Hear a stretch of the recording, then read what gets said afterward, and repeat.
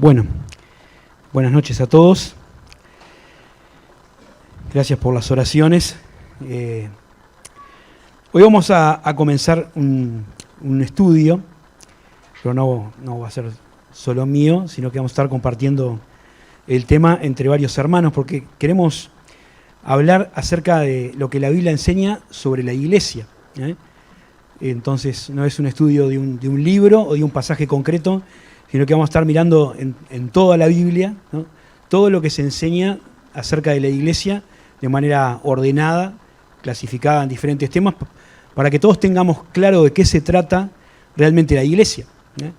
Si uno piensa en la iglesia o pregunta a la gente qué es la iglesia o qué es una iglesia, probablemente la respuesta que obtenga es que se trata de un edificio, de una catedral, ¿no?, o algún lugar de culto de alguna religión. Y eso está bien, ¿no? Es una iglesia también, pero ese no es el concepto bíblico que tenemos en la iglesia, ¿no?, o que tenemos en la Biblia de la iglesia.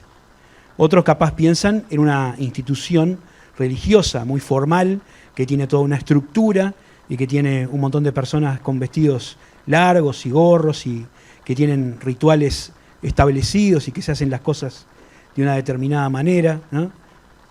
Otros capaz que piensan en la cantidad innumerable, diría yo, que hay de diferentes expresiones de la iglesia, ¿no? Porque uno va por la calle y va viendo diferentes lugares que tienen carteles que dicen iglesia de Dios, Dios de la iglesia de Jesucristo, y una cantidad de cosas que parece que son distintas, ¿no? Y son distintas, pero dice, ¿cuál es la diferencia? ¿Por qué hay tantas versiones de esto de la iglesia, ¿no? Y están los bautistas, y están los metodistas, y están los pentecostales, y los reformados, y los hermanos libres, y bueno, etcétera, ¿no? Hay cantidad de nombres denominacionales que podemos identificar. Y eso sin mencionar a algunos grupos que lamentablemente son grupos sectarios que utilizan la figura de la iglesia o la cobertura de la iglesia y de la Biblia, ¿no?, para su propio beneficio, como dice en un pasaje de la Biblia, para hacer de la piedad una fuente de ganancia.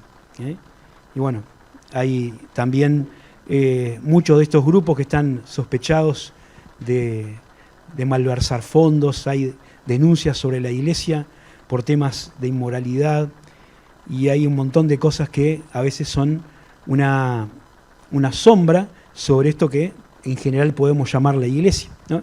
Y todo eso está en la misma bolsa, todo está dentro del mismo grupo de personas, estoy hablando para la gente, de la sociedad en general.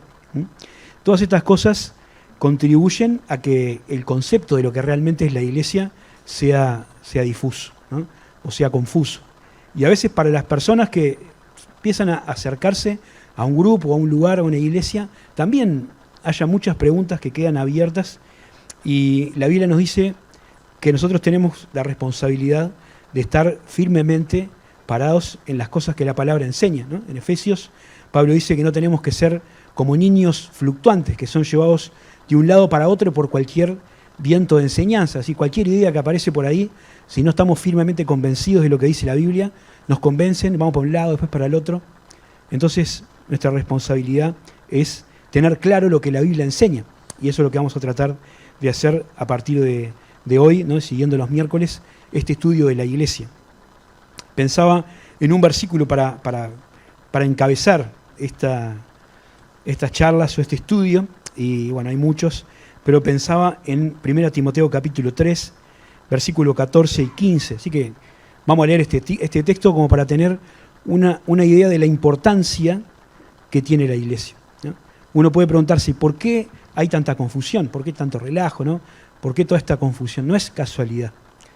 El príncipe de este siglo, el diablo, tiene una lucha frontal y directa contra la iglesia, porque la iglesia es, como dice acá, la casa de Dios, ¿no? Ese versículo dice, 1 Timoteo 3, 14, Pablo le escribe a Timoteo, uno de sus colaboradores, un hijo espiritual, y le dice, esto te escribo, aunque tengo la esperanza de poder ir pronto a verte, para que si tardo sepas cómo debes conducirte en la casa de Dios, que es la iglesia del Dios viviente, columna y baluarte de la verdad, ¿no?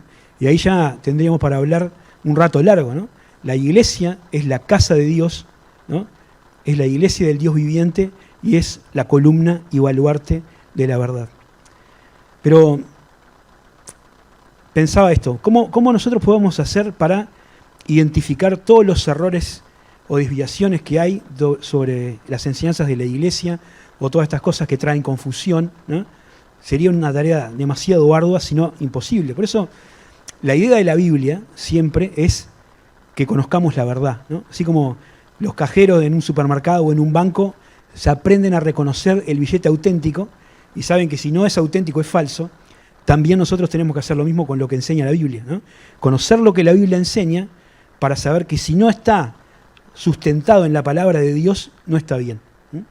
Así que ese es el objetivo principal. Y también pensar en algunas cosas que si bien no son una cuestión doctrinal, son unas prácticas de nuestra iglesia, ¿no? Y explicar algunas cosas de funcionamiento de nuestra iglesia local. Hay cosas que no están escritas en la Biblia, no dice en ningún lugar que los miércoles a las 8 de la noche tiene que haber reunión de estudio, pero eso se hace, ¿no? Se determina y tiene razones para hacerse, ¿eh? Entonces también contar algunas cosas que son pautas de nuestra congregación acá en Manga. Así que vamos a empezar por la definición, pensar qué es la iglesia, ¿no? Ya dijimos algunas cosas que la iglesia no es, y vamos a repasar, ¿no? Algunas ahora después para que lo tengamos claro, ¿no? Y bueno, la Biblia no hay una definición, la Biblia no es como un diccionario, como un código que uno puede encontrar en un determinado lugar, definiciones así estrictas y completas de las cosas, ¿no? Hay un montón de pasajes que nos van dando distintas facetas, información, explicaciones de lo que es la iglesia, ¿sí? Y nosotros tenemos ahí un papelito, ahora no hay más, que le llamamos el credo, ¿no? Que es como un resumen de las enseñanzas más importantes que creemos, o de las doctrinas, como la llama la Biblia, que creemos. Teníamos impreso, pero lo repartimos todo, estamos pensando hacer más. Pero ahí, en este credo, dice así: creemos que la iglesia es un organismo espiritual compuesto por todas las personas renacidas por la fe personal en Jesucristo como Salvador y capacitadas por el Espíritu Santo para desarrollar un servicio espiritual. La iglesia local es un conjunto particular de creyentes que se congrega para la adoración, la edificación de los creyentes a través del estudio de la Biblia, la oración, la comunión fraternal y la proclamación del Evangelio a toda la humanidad, bajo la conducción de una pluralidad de ancianos, obispos o pastores, a quien el Espíritu Santo ha levantado y la congregación reconocido como tales. Es una definición larga que tiene muchas cosas metidas, porque la idea del credo es resumir todo en un párrafo, ¿no? Pero vamos a ir avanzando un poquito para desarrollar todas estas ideas. La palabra iglesia es prácticamente transliterada del idioma griego, que es el idioma en que se escribió el Nuevo Testamento original, ¿no? Es una palabra que quiere decir llamar afuera, ¿no? Es una palabra compuesta que designaba a una asamblea, a un grupo de personas que se convocaba para una determinada tarea. Por ejemplo, una asamblea para resolver algún asunto particular de una comunidad, de una ciudad, por ejemplo, ¿no? Entonces se convocaba una iglesia, una asamblea, y la gente iba a ese lugar y tenía esa reunión. Más tarde se empezó a usar para cualquier tipo de reunión, no necesariamente vinculada con actos de gobierno, ¿eh? Pero como pasa otras veces con algunos términos, el Nuevo Testamento, los escritores del Nuevo Testamento agarran una palabra del idioma común que las personas usaban para cualquier cosa y la aplica a un concepto que adquiere una relevancia ya sumamente importante, ¿no? Entonces, la iglesia, según el Nuevo Testamento, en el concepto bíblico, es el conjunto, como dice ahí, de los redimidos, de los que son sacados del mundo porque creyeron en Jesús como Salvador personal y se congregan en un lugar, o se congregan para estar con el Señor. Pero igual vamos a ver que hay diferentes aspectos. Colosenses capítulo 1, Versículo 12. Acá vamos a ver cómo el concepto de esto de ser llamado afuera, el concepto básico de lo que significaba la palabra iglesia en el original, está reflejado en lo que dice la Escritura. Por ejemplo, Colosenses capítulo 1, versículo 12, Pablo está hablando ahí todo un párrafo, que no vamos a leer todo, pero dice: con gozo, dando gracias al Padre, que nos hizo aptos para participar de la herencia de los santos en luz, el cual nos ha librado de la potestad de las tinieblas y trasladado al reino de su amado Hijo, en quien tenemos redención por su sangre, el perdón de pecados, ¿no? Y ahí está la idea de un grupo de personas que es sacada de un lugar de la potestad de las tinieblas, quiere decir de el lugar donde Satanás nos tenía prisioneros como esclavos del pecado, para pasar a formar parte de un pueblo nuevo que se describe como el reino de su amado Hijo, ¿no? Un reino de luz admirable. Pero también podemos leer lo que dice Pedro, 1 Pedro, capítulo 2, versículo 9. ¿No? Este es más conocido porque ahí está una canción basada en este pasaje, pero dice acá, 1 Pedro 2:9,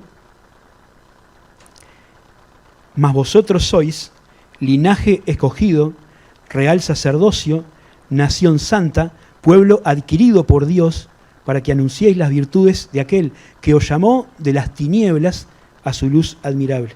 Vosotros que en otro tiempo no erais pueblo, pero que ahora sois pueblo, que en otro tiempo no habías alcanzado misericordia, pero que ahora habéis alcanzado misericordia. Y otra vez está esa idea de ser llamados de las tinieblas a la luz y de ser apartados de la comunidad o del mundo en general de las personas que viven acá para formar parte de un pueblo especial o de un pueblo que Dios escogió para sí.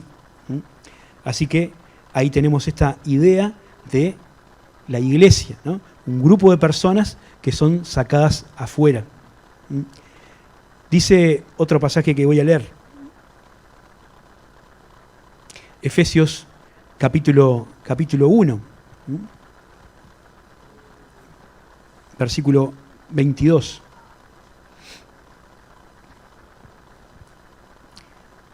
Dice, hablando también de las cosas que hizo Dios, y sometió todas las cosas bajo sus pies, está hablando de Cristo, y lo dio por cabeza sobre todas las cosas a la iglesia, la cual es su cuerpo, la plenitud de aquel que todo lo llena en todo.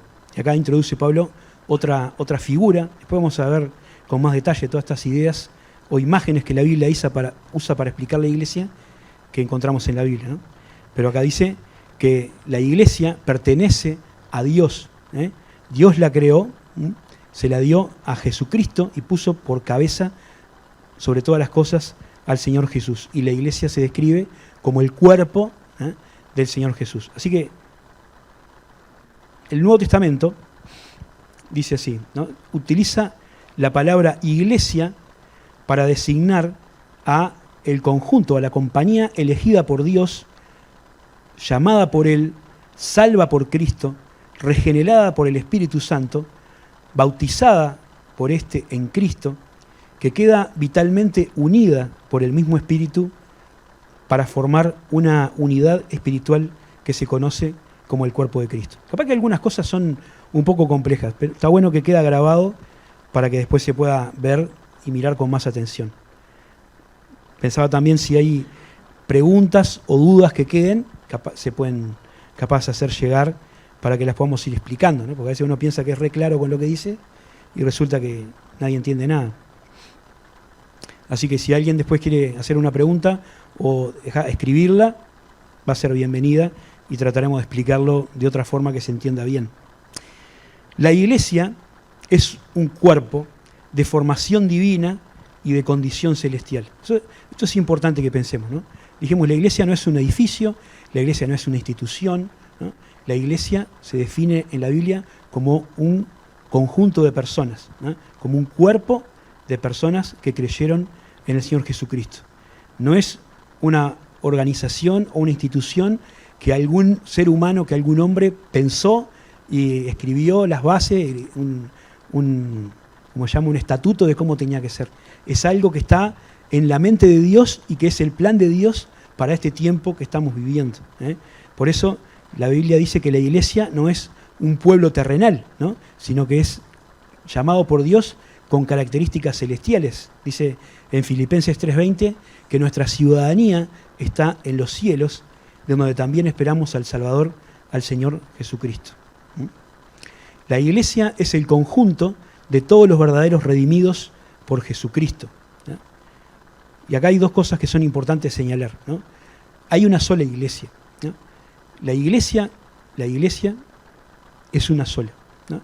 La iglesia, en el sentido en que el Nuevo Testamento habla de iglesia generalmente, es el conjunto de todas las personas, de todos los hombres y mujeres que creyeron por la fe en el Señor Jesucristo desde que la iglesia comenzó en Hechos capítulo 2 hasta el día en que el Señor venga a buscar a su pueblo cuando venga el arrebatamiento o el rapto, ¿no?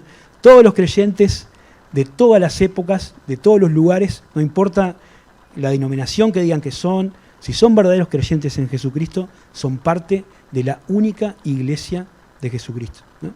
A veces los escritores llaman eso la iglesia universal, pero bueno, ahora no se usa tanto ese término porque como hay otros que lo utilizan, ¿no? Y para no confundir, pero pensemos eso, ¿no? No es un grupo de creyentes en un lugar, es un conjunto de personas, ¿no? Que creyó en Cristo. Algunos están en el cielo, ¿no? Porque han partido, están con el Señor. Otros estamos acá y quizás estaremos ahí. Pero todos los creyentes, todos los salvos por el Señor Jesucristo, por la fe, son parte de esta única iglesia de Jesucristo. En Mateo 16, 18 está la primera mención que encontramos sobre la iglesia en el sentido en que el Nuevo Testamento la utiliza, ¿no? Ahí cuando Pedro le dice al Señor que era el Hijo del Dios viviente, y Jesús le dice que había sido una revelación de Dios, y dice, yo también te digo que tú eres Pedro, y sobre esta roca edificaré mi iglesia, y las puertas del Hades no prevalecerán contra ella.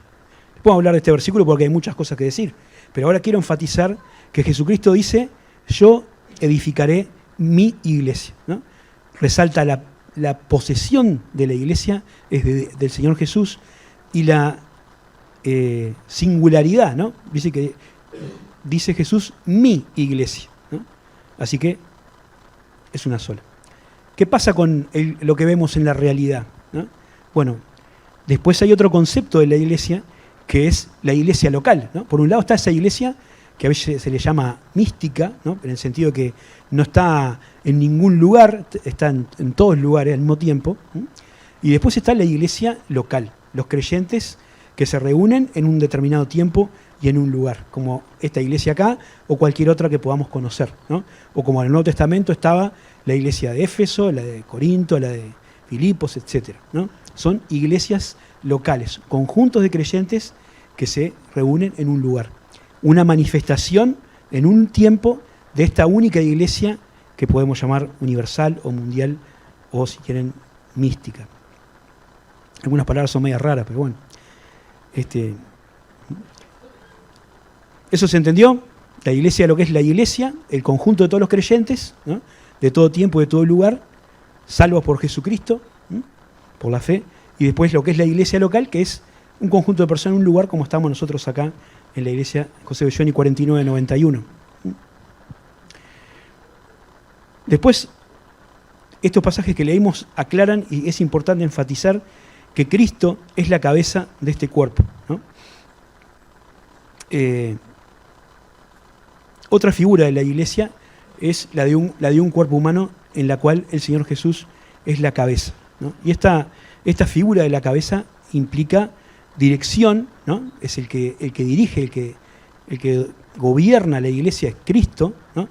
Y también es el que la sustenta. Quiere decir que la vida espiritual de la iglesia depende del Señor Jesucristo, ¿no? El otro día, en la reunión del bautismo, veíamos lo que la Escritura dice, que nosotros solamente tenemos poder para vivir nuestra vida cristiana si estamos conectados al Señor Jesucristo y aprovechándonos de esa conexión. Porque cuando creemos, somos introducidos en el cuerpo de Cristo. Estamos vinculados al Señor. El tema es que podamos disfrutar y aprovechar de esa conexión de vida que Dios quiere darnos a cada uno de nosotros. Así que Cristo es la cabeza, la iglesia le pertenece a Él y nosotros tenemos que vivir en función de las enseñanzas y el ejemplo de Jesucristo.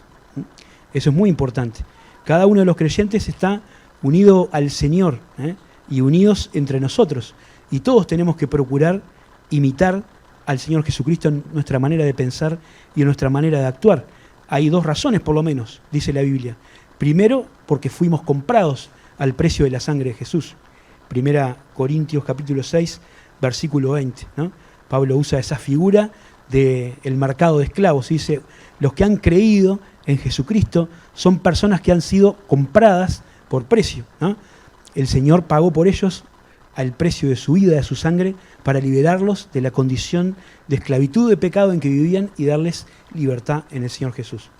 De manera que ahora que fuimos liberados de esa esclavitud, tenemos la posibilidad y la responsabilidad de vivir como Dios quiere. La otra razón, que es dentro de muchas que podemos encontrar, es que el Señor nos amó. Y por esa razón nosotros tenemos que amarle a Él. Y el que le ama guarda sus mandamientos. Pablo decía, con Cristo estoy juntamente crucificado y ya no vivo yo, mas vive Cristo en mí. Y lo que ahora vivo en el cuerpo, ¿no? Lo vivo en la fe del Hijo de Dios, porque me amó y se entregó a sí mismo por mí. Así que pertenecemos al Señor y tenemos el llamado a vivir como Él le agrada. La iglesia, dijimos, no es un edificio, sino las personas que se reúnen en ese edificio. Igual no está mal decir voy a la iglesia, porque hay una figura del lenguaje, esto lo explicamos en el curso de hermenéutica en el Instituto de Berea, ¿no? Que se llama metonimia, que es sustituir una palabra por otra, ¿no? El contenido por el continente, como cuando uno dice voy a tomar un vaso de agua, ¿no? Y lo que tomamos no es el vaso, el vidrio, sino tomamos el agua que está dentro, pero se sustituye el nombre de una cosa por la otra y todos entendemos claramente de qué se trata. Así que está perfecto decir voy a la iglesia, aunque sabemos que la iglesia no son las paredes, la iglesia somos nosotros que nos reunimos acá, en este lugar, para alabar al Señor. ¿Quiénes componen la iglesia? Bueno, ya dijimos, todas las personas que han creído por la fe en Jesucristo como Salvador personal, ¿no? La entrada a la iglesia es por la fe en Jesucristo. Y solamente por eso. Es una operación del Espíritu Santo de Dios. Aquel que cree en Jesús como Salvador personal, arrepintiéndose de sus pecados, es salvo. Inmediatamente el Espíritu, dice la Biblia, lo conecta a Jesucristo y ya es parte de esa iglesia universal, mundial o mística de la que hablábamos al principio. Ya es parte de esa iglesia, ¿no? Y si alguno no dio ese paso de creer en Jesús como Salvador personal, no es de él, no es todavía un miembro de la iglesia, por más que asista regularmente a una congregación local, ¿no? Y hasta pueda aparecer en una lista de miembros. Si realmente no tiene el Señor Jesús en su corazón, no es salvo. La Biblia dice, Romanos 8, anoté por ahí, que si alguno no tiene el Espíritu de Cristo, no es de él. Romanos 8, 9. Así que la iglesia está formada por los miembros creyentes en verdad, ¿no? Después están los miembros de la congregación local, ¿no? Y acá, en una iglesia local, en esta o en otra, puede haber personas que de repente tengan simpatía por la fe, ¿no? Que se sientan bien, que disfrutan de los tiempos de comunión, ¿no? Y que vengan todas las reuniones, pero ese paso es fundamental, ¿no? Uno no es miembro de la iglesia, no es salvo, si no creyó un día en Jesucristo como Salvador personal. Y esto es muy importante, porque determina el destino del alma. No es solamente si está bien o está mal estar en la lista, o si puede o no estar en una reunión. Es que el que no es salvo, ¿no? La Biblia dice que es condenado. El que no ha creído en Jesucristo como Hijo de Dios no verá la vida, sino que la ira de Dios está sobre él. Pero todos los creyentes verdaderos podemos tener seguridad de que estamos en Cristo y que ese lugar es permanente para nosotros, ¿no? El que es salvo, ¿no? Dice la Escritura, es guardado por el poder de Dios. Y no hay ninguna posibilidad de que perdamos nuestra salvación, porque no descansa en nuestra obra, ni en nuestra conducta, ni en lo que podamos hacer, sino que es una obra de la gracia de Dios.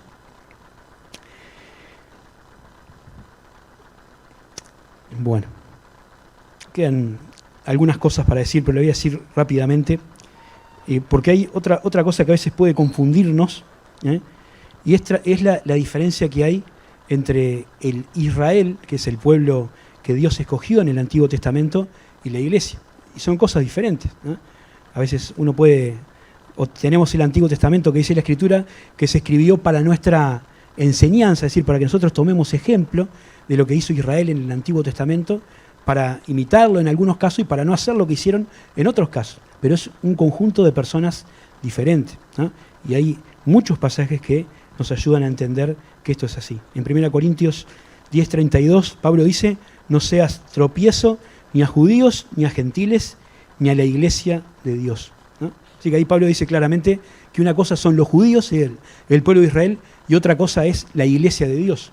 Son pueblos diferentes que tienen propósitos diferentes. Dios eligió a Israel como una nación para dar testimonio de su nombre en el Antiguo Testamento. Y eligió a Abraham, ¿no? como muchos sabemos, y dijo: voy a hacer de vos una nación grande. Y le hizo promesas que tenían que ver con bendiciones terrenales, con una descendencia multitudinaria, con tierra, ¿no? con bendiciones materiales y con la posibilidad de que a través de él llegara alguien que iba a ser de bendición para todas las naciones, hablando de Jesucristo, que es de la descendencia de Abraham.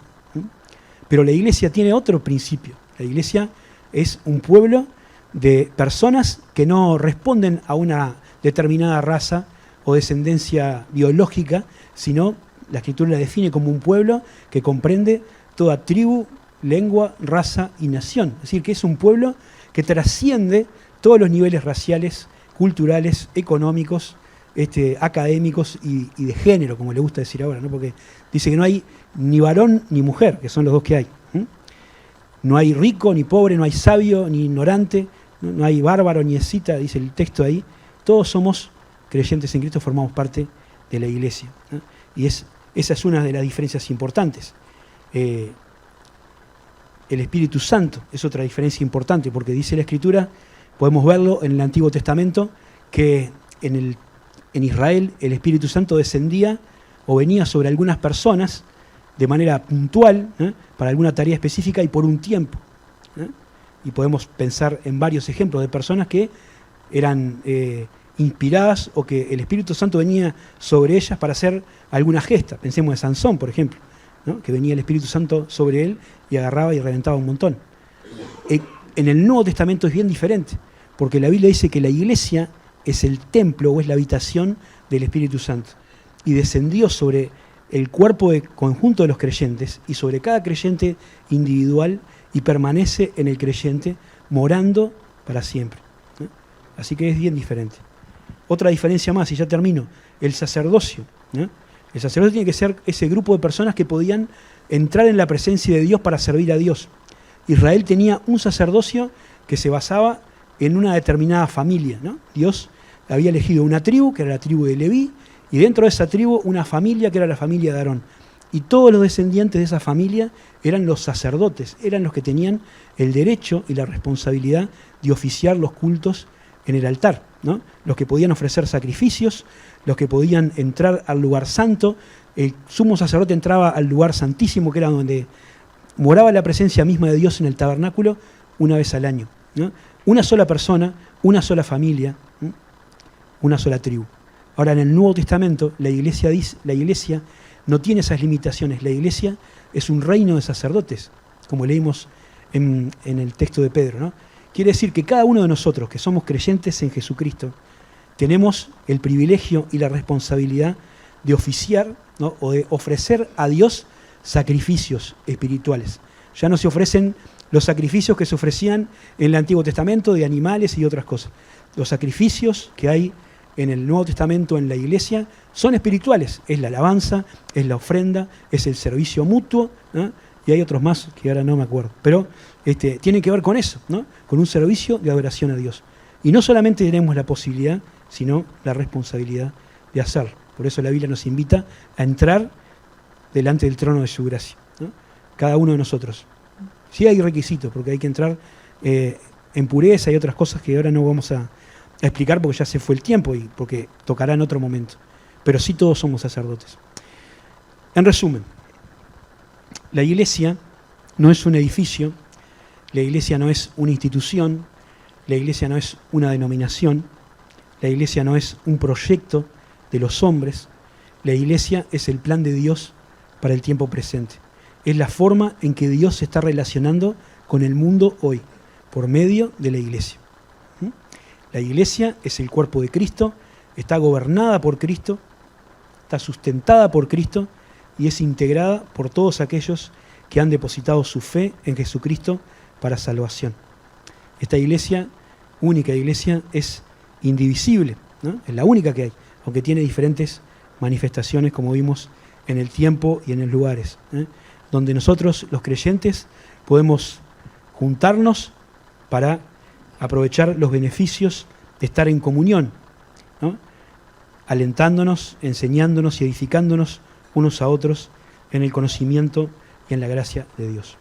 Espero que haya quedado claro y repito que si alguien quiere hacer alguna pregunta o le quedó alguna duda, nos puede preguntar después o hacer llegar en algún momento de la semana. Que Dios les bendiga.